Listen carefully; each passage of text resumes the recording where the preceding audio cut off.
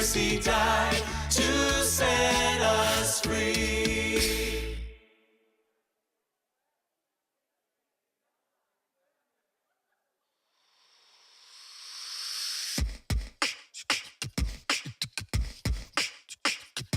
There's beauty in my brokenness.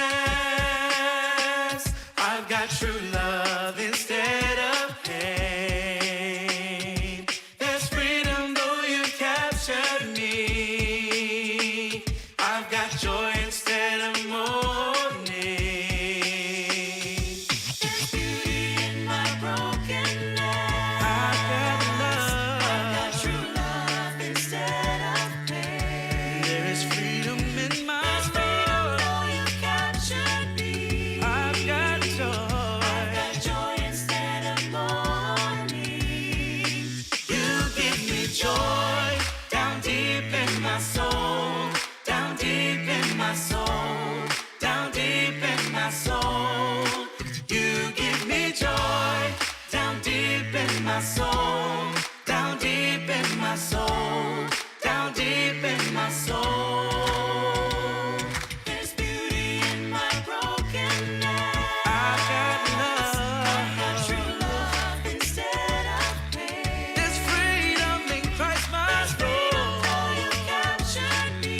'Cause I've got joy. I've got joy instead of mourning. You give me joy. You give me joy. Down in my deep in my soul. Down in my deep in my soul. Down in my soul. Deep in my soul. You give me joy.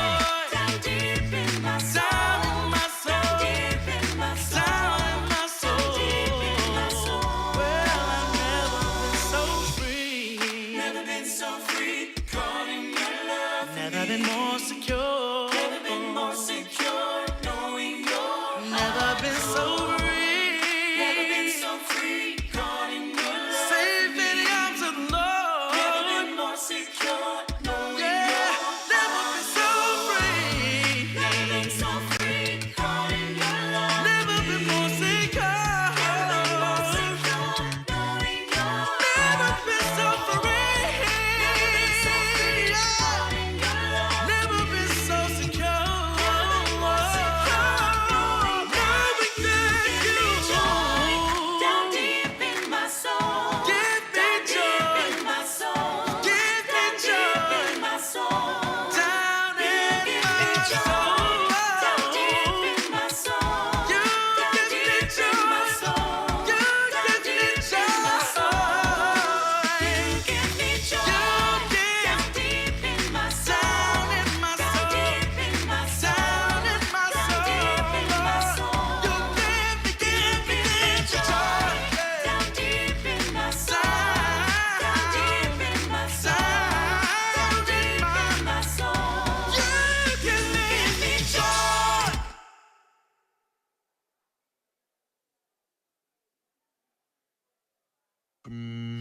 Walking around these walls, I thought by now they'd fall, but you have never failed me yet. Waiting for change to come, knowing the battle's won, for you have never failed me yet. Your promise still stands. Great is your faithfulness, faithfulness. I'm still in your hands. This is my confidence. You never fail. I know the night won't last. Your word will come to pass. My heart will sing your praise again. Jesus, you're still enough. Keep me within your love. My heart will sing your praise again. Your promise still stands. Great is your faithfulness, faithfulness. I'm still in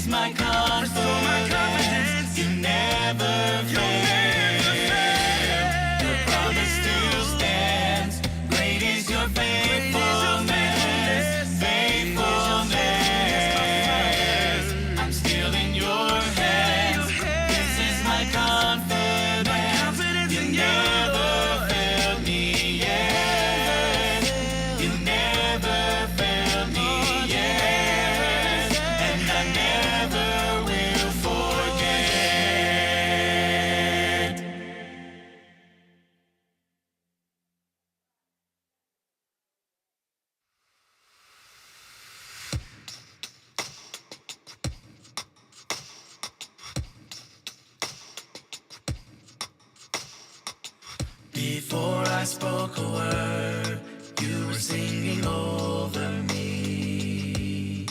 You have been so, so good to me. Before I took a breath, you breathed your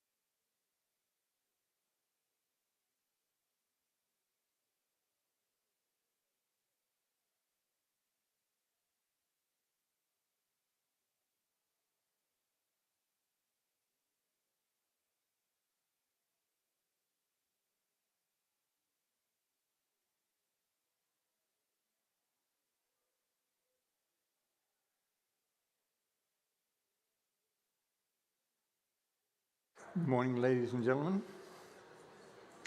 There's still a few seats right up here in the front if anybody would like to move forward.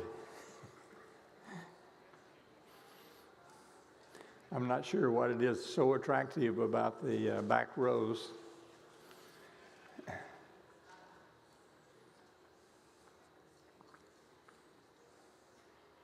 got it. We got a little bit of feedback on the mics. They'll fix it.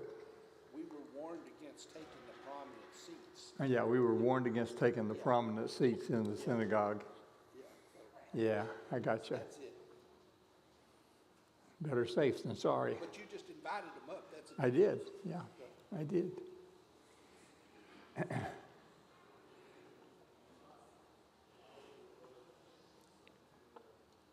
Well, my class is now streaming live to my YouTube channel. And that's really the only place that it's going live now. It's not going live stream. So hopefully those who have been our online participants, online students, will discover that and will find that and will continue to join us. There's a link on our website that goes directly to it. And of course, you can go straight to my channel and pick it up there.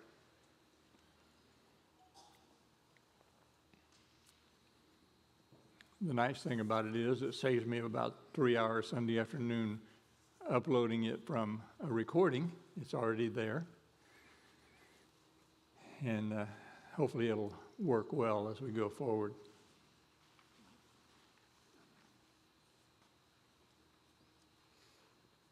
Good morning, John. Well, I have another video that I've come across. Have any of you seen this yet? Have you found this? A couple of you have. This is on Prime Video if you have Amazon Prime. And there are 3 episodes that have been completed and broadcast. And it looks like there are at least 5 more to go. There are at least 8 in the first season. What do you think? Can I recommend it? I think it's well done. Now, they do take liberties with the story of David. They make like The Chosen, they make a storyline. But I don't think that I don't think I've seen anything that I would take issue with. I mean, it couldn't have been that way. But it is really well done. And if you would like a good refresher on the life of David, so far at least, I think I can recommend it to you. And if you already have Prime, it's free. So, hey, not much to lose. Well, we have come in our journey with the the life of Christ to the Tuesday of Passion Week, as you know. It's not a pleasant day. It's a day of confrontation, primarily, with the religious leaders of the Jewish nation. And it's recorded in all of the Gospels, but in the book of Matthew, there is an entire chapter devoted to Jesus' rebuke of the Pharisees, Matthew 23. I guess maybe if I had my choice, I might skip it. But I don't think that we can do that. I think it's an important part of Jesus' teaching. We see Jesus in an entirely different light. This is not the gentle Savior. This is not the shepherd. This is somebody who has had his last nerve stepped on. And his frustration and his humanness comes to the forefront.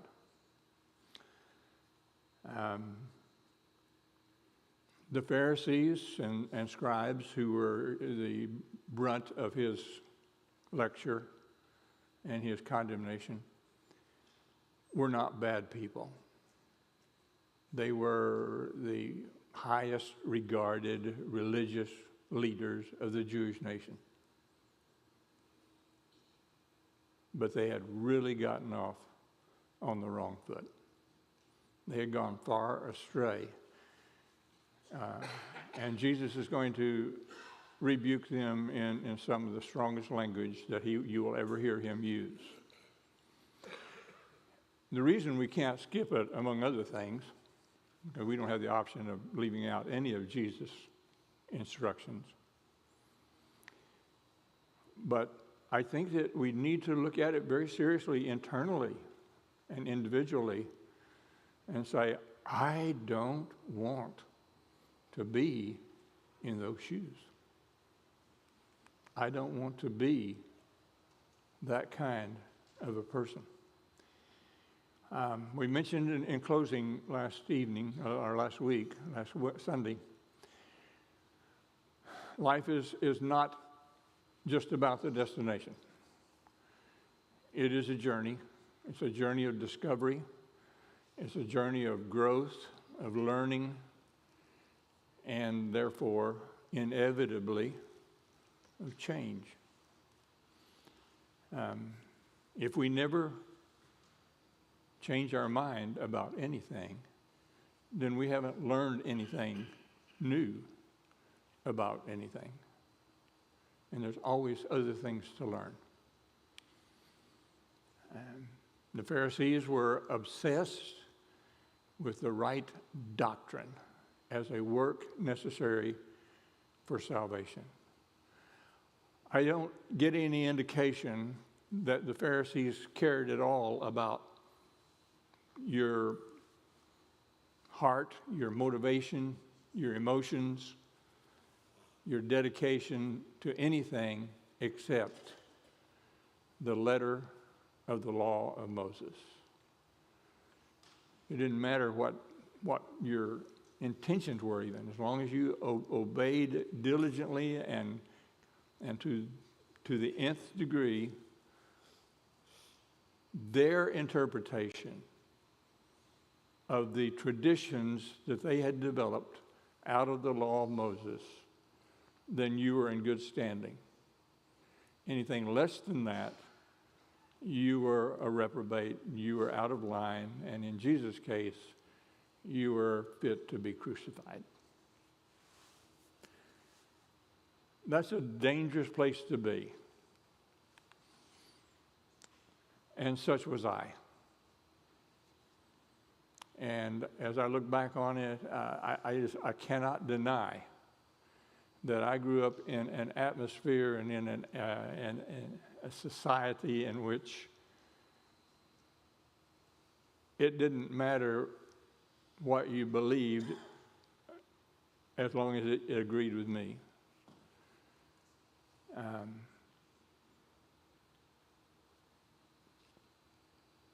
it didn't matter what you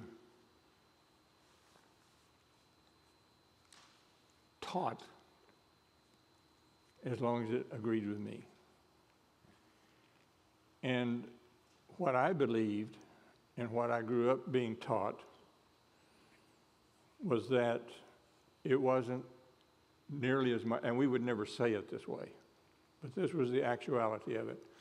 It wasn't nearly as much who you knew as it was what you knew that was going to save you.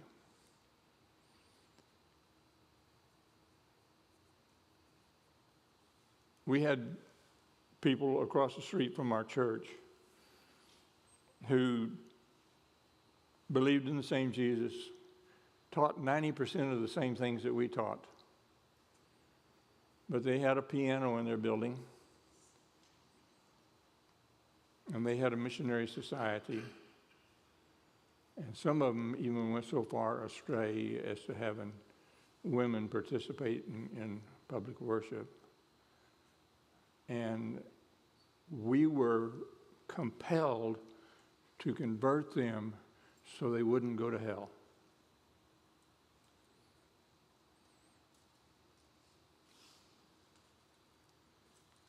And you know, we could, you know what I'm talking about.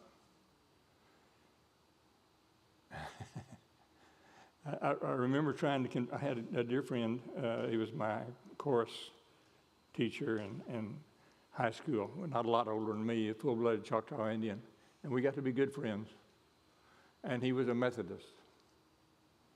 And so obviously, it was my God-given duty and responsibility to save his soul, whether he wanted it saved or not. And he was spending the night with me one time. I'll never forget this. And we were arguing about communion, the scriptural way to take communion. And I was proof texting him, of course, which is what we do, right? We proof text. And, you know, the Methodists take it, quarterly or annually or something, I don't know. And we take it only on the first day of the week and on every first day of the week. And I started out saying,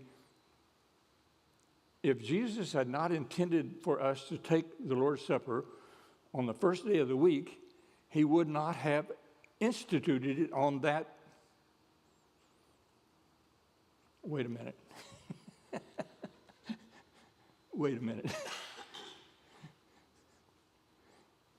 I don't think that was Sunday. You know, it looks like it might rain.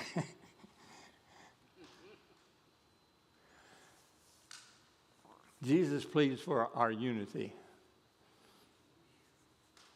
And the only way that you and I can be in unity is for you to agree with me.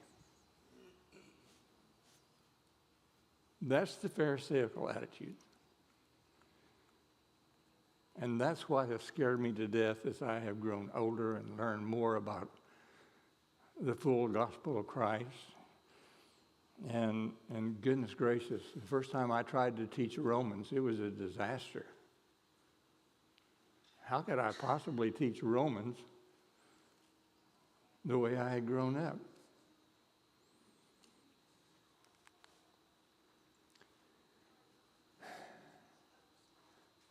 How terrible to be so harshly judged by Jesus for demanding observance of law and neglecting more important matters. Jesus declared that some commandments are greater than others. And the greatest is what? Love God and love your neighbor. When I think about all the things that divide us in the Christian world, not very many of them were ever even spoken about by Jesus. We have taken the writings of Paul and some of the other gospel writers and created a tradition, just like the Pharisees did, and bound our tradition on everybody else. And I don't want Jesus talking to me or about me the way he talked to the Pharisees. And that's what we're going to unpack today. Jesus said to the crowds and to his disciples, the teachers of the law and the Pharisees sit in Moses' seat. So you must be careful to do everything they tell you. That's Moses' seat, by the way. That's not an allegory. That's an actual place. There was a place in the synagogue called Moses' seat. That gentleman sitting there is my friend Ben Bezaritas from California. I took that picture in Chorazin. Moses' seat in the synagogue at Chorazin, this is where Ben was sitting. The seat of Moses is a ceremonial chair in a synagogue that symbolizes the authority to teach the law of Moses. Who would sit on the seat of Moses?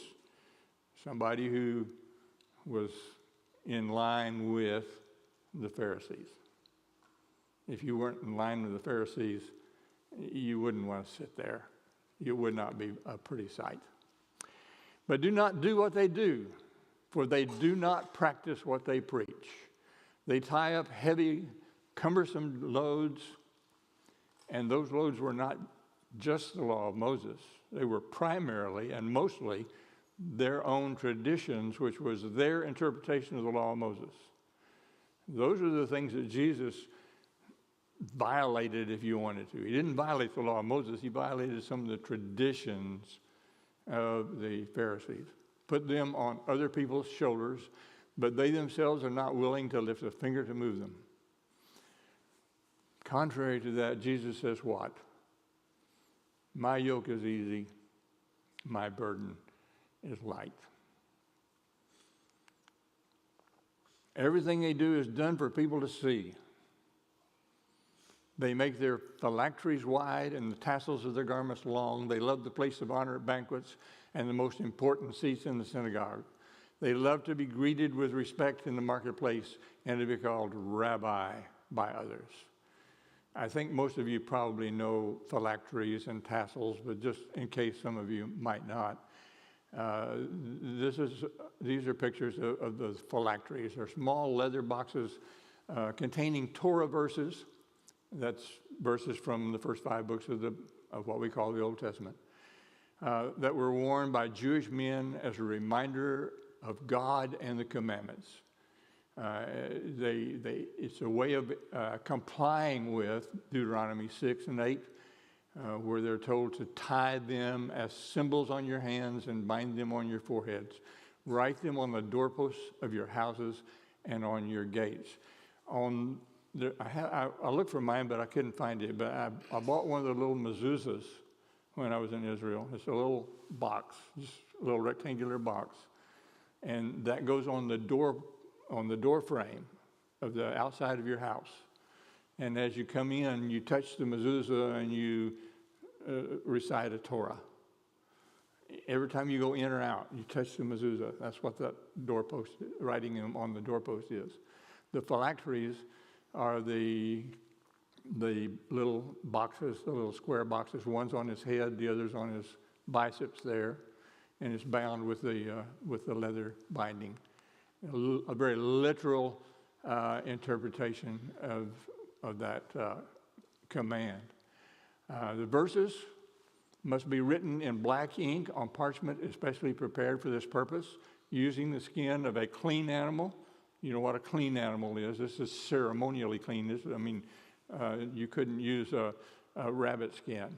You had to use the skin of an animal that was ceremonially clean. Other rules specify the type of writing instrument to be used. There are only certain quills that you could use to write on that with.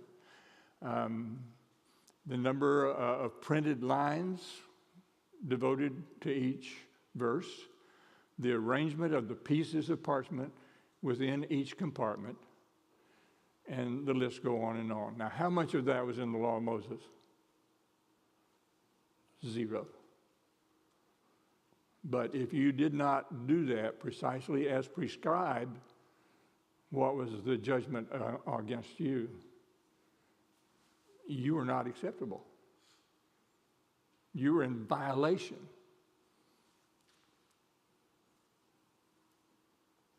And that's the Pharisaical way. That's what Jesus is ranting about and raving against. But you are not to be called rabbi, for you have one teacher, and you are all brothers. And do not call anyone on earth Father, for you have one Father, and he is in heaven. Nor are you to be called instructors, for you have one instructor, the Messiah.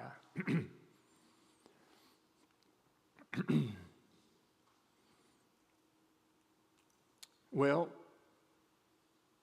just like the Pharisees, some of us in my tradition took this message of Jesus condemning the Pharisees, creating traditions and laws as a burden upon people, and we wrote this into a law. So I would be very uncomfortable calling a Catholic priest father.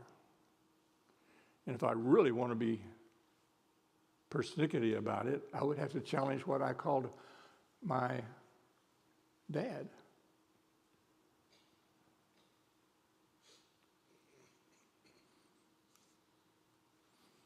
We have these other terms in Christianity, abbot, papa, patriarch, pope,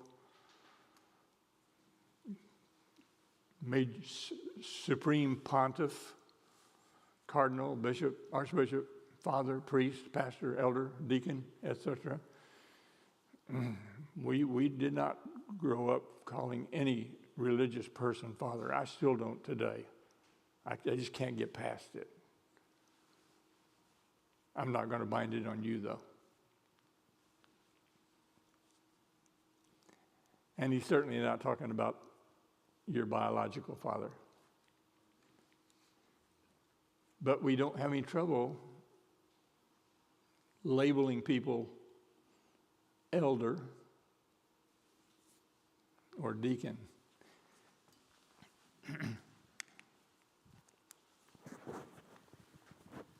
Yeah, I was just going to say, I have a cousin who's a Catholic priest. I call him Kevin.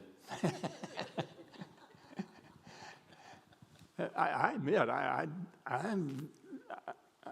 I'm really uncomfortable because I've been so ingrained with that this is a law.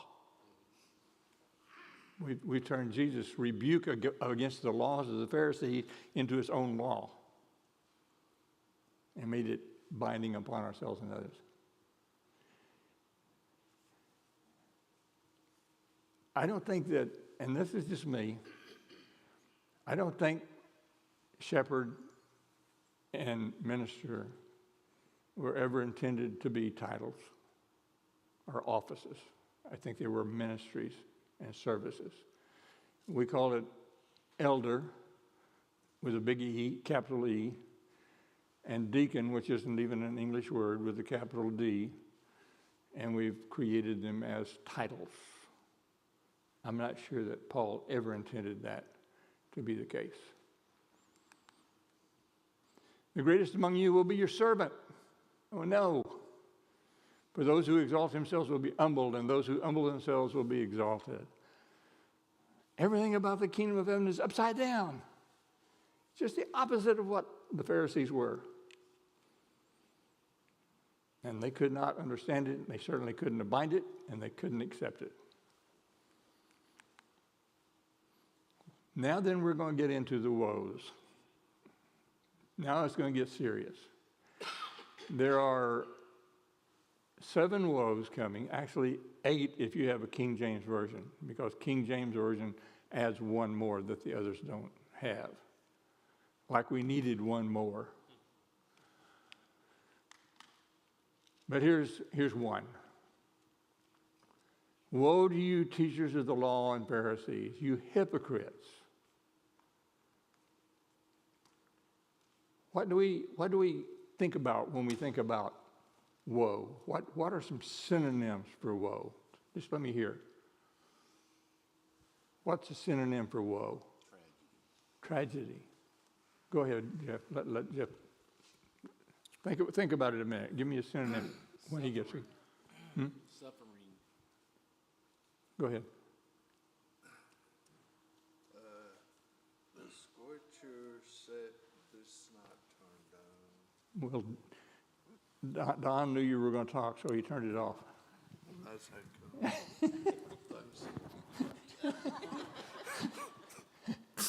The scripture said they ought to be seminar as they should and read about the scripture. Very good. Got it. Thank you. You're welcome. Synonyms for woe. Tell me about woe. What's another word? Disaster? Disastrous? Condemned?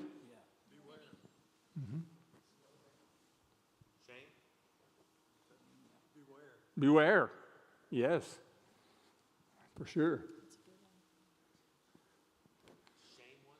Try some of these. Misery, sorrow, distress, wretchedness, sadness, unhappiness, heartache, heartbreak, despondency, despair, depression, regret, gloom, melancholy, gloom, despair, and agony on me.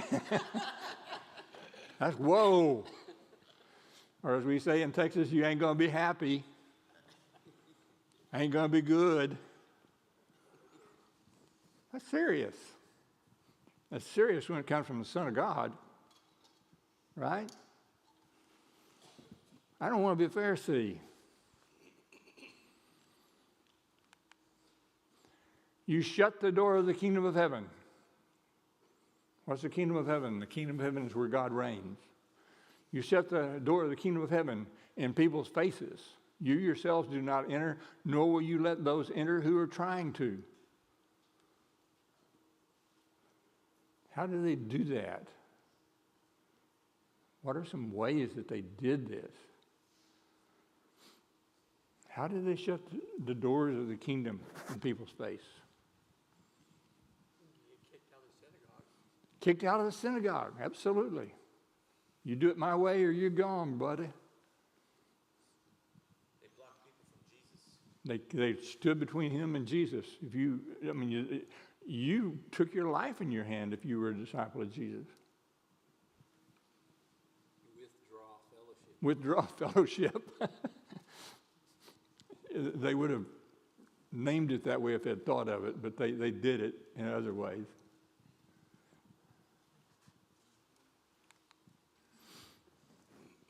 Well, they were certainly overburdening with their rules, were they not? They placed rules on people that they couldn't keep. They didn't bind it on themselves, they bound it on them. They were hypocrites. They had double standards. They didn't require of themselves what they required of their students. They excluded the unworthy, the untouchables, the non-Jewish. They were intended, the children of Israel were intended to be a light to the world, and they instead built walls to keep the world out. If you were unclean, ceremonially, if you didn't look like them, smell like them, you were excluded. You were the untouchable. Would you agree that they focused on the minors and missed the majors? How many of their traditions, and we're going to see more of them specified in these woes coming up. Certainly, as you said, they opposed Jesus, everything about Jesus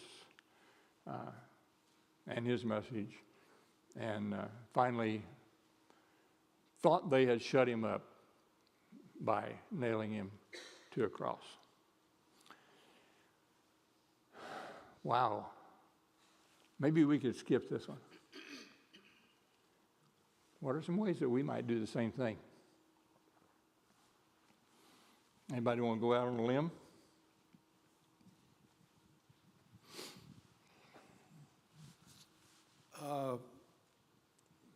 The first thing that comes to mind, shutting the door on Jesus, is when we actually convict somebody And, I mean, one of the habits of our past was, you're going to hell. That shuts the door because there's no way for conversation. You've already condemned them. Yeah. Let me get one here. This was before my time, but I remember when I was thinking college, I was talking to a man who had been a member of the church. And he said, "Are you still going to the Church of Christ?" And I said, "Yeah." And he said, "What do they teach now about secret societies?" I had no idea what he was talking about. But in his time, that's why he left the church, because he was a member of a secret society. Yeah, right. I know what you're talking about. True story. A young lady who was a bus rider, I believe she was 17, found herself pregnant. She came to church. Her parents didn't come to church. She had a friend, and the friend invited her to church. She rode the bus back in the day when we had the buses, the Joy buses. Found herself pregnant, and she went down front and confessed, "I'm pregnant." And everybody went down there and hugged her and loved on her, and everybody was crying. All the ladies were crying, you know. But then it came time for their traditional first baby shower in the building. And Mike is shaking his head. He already knows the end of the story. They had to have a meeting with the elders. The ladies who put on the showers had a meeting with the elders, and it was decided we can't do that because it'll send a message to the other little girls that it's okay to do that. Yeah. So this was a girl who needed her church more than ever in her life. Her parents weren't there for her, obviously. And the church smashed her. Yeah. Kind of in that line, we have churches of Christ here in our southeast community. When a visitor comes the second or third time, they're approached by the leaders and asked, "Is there a divorce in your family?" And if the answer is yes, they say, "Would you consider going somewhere else?" Been there, done that. Yeah. What else? What are some other ways that we shut up the kingdom against people, prohibit them from coming in? I was just thinking, as a father of young children, maybe sometimes we can be a little too strict about, what they eat and things like that, because we don't want them to have, sugar, diabetes when they get older. So it's kind of like a hard thing. Like, do we let them have all this candy, or do we be so strict that they never eat any sugar at all? So Yeah. And I love the fact that our kids southeast can play in the hallway, can play in the aisleway, and just try not to step on them. And it's just beautiful. I love it. That's not been our tradition growing up. Children were to sit and be still and be quiet and do not. Yeah, count the tiles on the ceiling. I think one way we exclude people is by our own perception of what is sin. And I think back to my childhood when everyone would come forward and confess their sins. It was a scary thing seeing that as a child, because it's like, oh, I'm going to have to come forward when I sin. And so I just think our perceived perception of sin keeps people out, because we preach against all these things. Not saying we don't do what's right, but we exclude them from our membership based off their sin. Or we make it so they're miserable here. Yeah. Yeah. Yeah, that was a weekly practice, of course, growing up, the altar call, and people would frequently come forward and confess sin, and they didn't confess sin, they just confessed that they had sinned. And then you get to fill in the blanks. Oh, wow. Wonder what they did. And I don't mean to make fun of confessing sin, because that's a scriptural thing to do. And there's a place and a time and a way to do that. We haven't figured it out yet. But, I can, and I don't mean to make fun of anybody, but there was a sweet lady. She was in the military, actually, in Fairfield, and would love her dearly. And at least twice a week. Twice a month. Twice a month, she would answer the altar call. And she would come down with, a very downcast countenance and come for prayer. And we would faithfully pray for her. And it's not wrong. I'm not saying it's wrong, but it's not a law. Anything else? Moving on.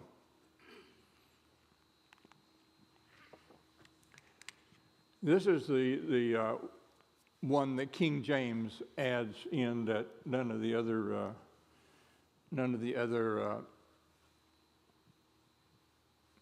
modern translations include. It wasn't in most of the higher regarded manuscripts.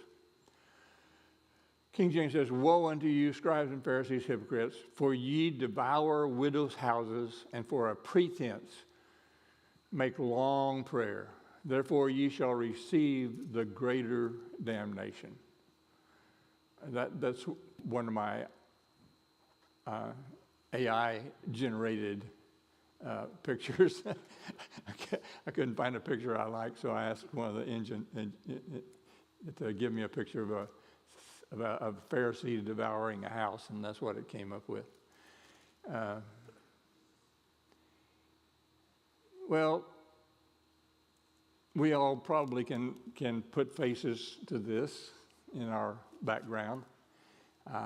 And again, it's so easy for us to pass judgment when we shouldn't pass judgment, and I don't mean to do that. But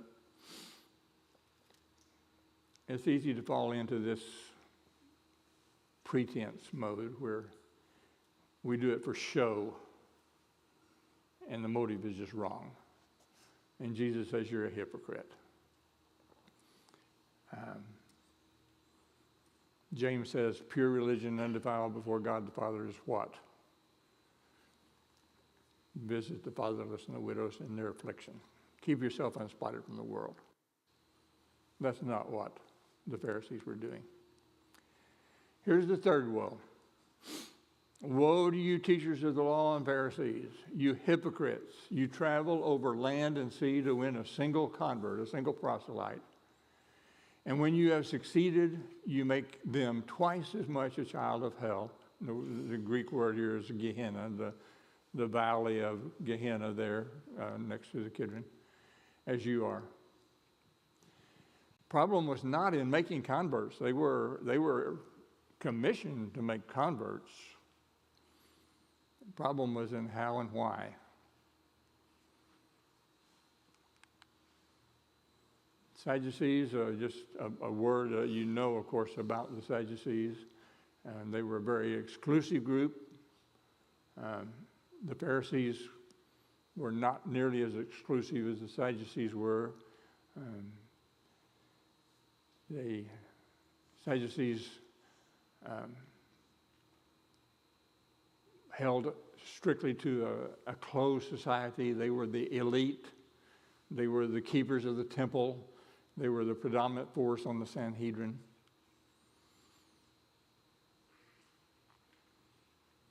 The Pharisees, when they did convert people, converted them not to God, but to the law of Moses. Part of that conversion, even today, if you want to become a Jew, and once in a while I hear people who convert to Judaism, it requires that you, if you're a man, you submit to circumcision. And of course you have to go through, everybody has to go through the ritual immersion, like our baptism, only it's a mikvah. And that's part of the conversion process. There's a great deal more to it than that.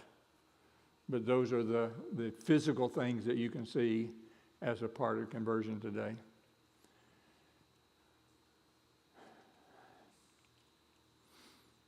The Sadducees were the people who guarded against all of the outside interference. There were a couple of different levels of converts, if you will. There were those who were called proselytes of the gate. Sometimes I think Paul refers to these as God-fearers.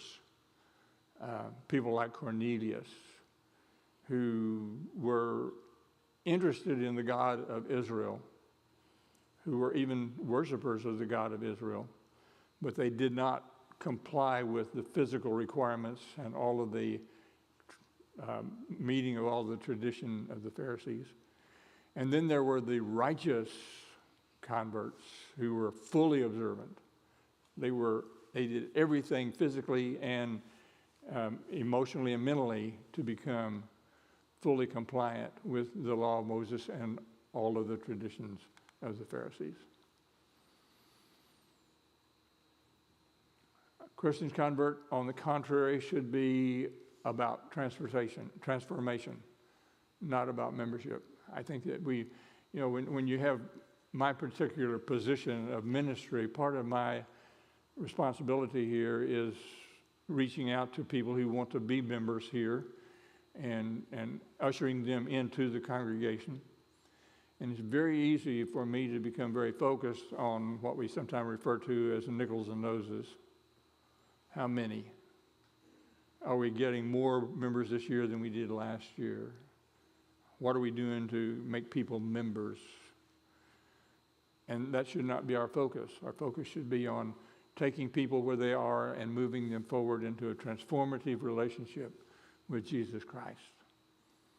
It should be about grace first, transformation without imposing unnecessary rules or cultural expectations. We don't have to have everybody who comes into our midst conform to our traditions. They don't have to look like us.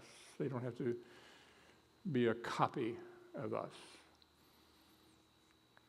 Christian conversion should be more about going out than expecting them to come in. It should emphasize discipleship over conversion. If we make them disciples, they will be converted. Depends on how you're defining conversion. If conversion just means becoming a part of this church, that's not conversion. Conversion is becoming a disciple, a talmudim, a follower, a learner of Jesus Christ. And I believe it should include inclusivity, I'm not saying it right, without compromise. In Galatians 3:28, neither male nor female, free or slave, rich or poor, all one. Complete inclusion. Nobody second level. We haven't got there yet. But we're working on it, right? Yeah. Fourth woe, what do you blind guides? You say if anyone swears by the temple, it means nothing. But if anyone who swears by the gold of the temple, he's got to keep that oath. You blind fools, which is greater, the gold or the temple that makes the gold sacred? You also say if anyone swears by the altar, it means nothing. But if anyone swears by the gift on the altar, he's bound to keep that oath. You blind men, which is greater, the gift or the altar that makes the gift sacred? Therefore, anyone who swears by the altar swears by it and by everything on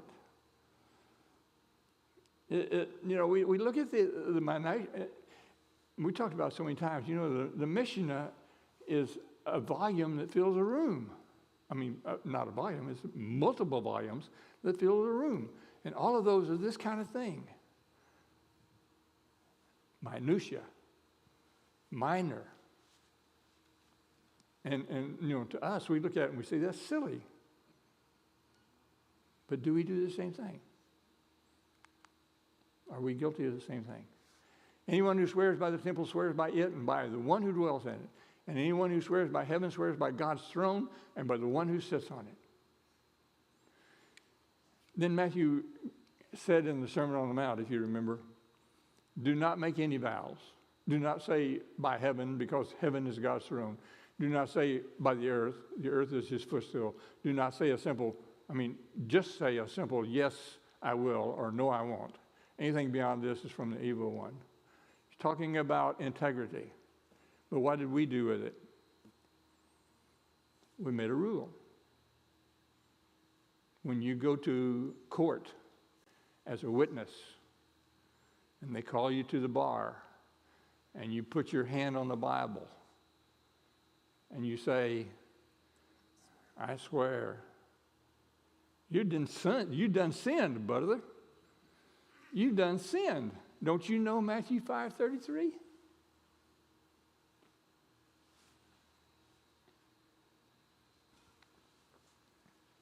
Is that what Jesus was talking about? Don't think so.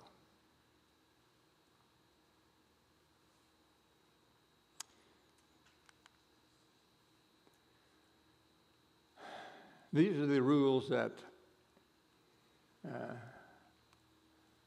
apply to oath taking.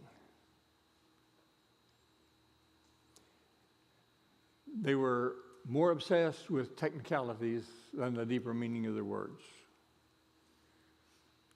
Reversed what's truly sacred. True value comes from God, not man-made systems or treasures. Completely missed the big picture. Don't get lost in details and miss God himself.